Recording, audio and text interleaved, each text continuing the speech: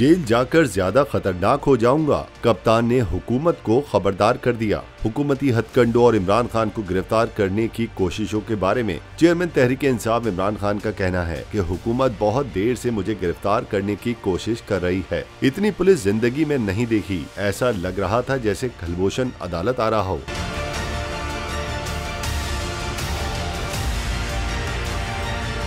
अदालत में सहाफियों से गुफ्तगू करते हुए उनका कहना था कि अगर मैं जेल गया तो और ज्यादा खतरनाक हो जाऊंगा। जजेस और अदालत का एहतराम करते हुए और अदालत में टाइम से पहुंचने के लिए उन्होंने सहाफियों के सवालों का जवाब देने से माजरत भी की। जबकि अदालती समाअत के बाद गैर रस्मी गुफ्तगू करते हुए उन्होंने कहा कि अपने दौर में किसी के खिलाफ सियासी केस या गिरफ्तारियां नहीं की। मैंने अपने दौर में किसी के खिलाफ इंतकामी कार्रवाई नहीं की। कुछ वजाहत करना चाहता था। हर बात का तनाजुर होता है, किस तनाजुर में बात की गई, मुझे मौका नहीं दिया गया।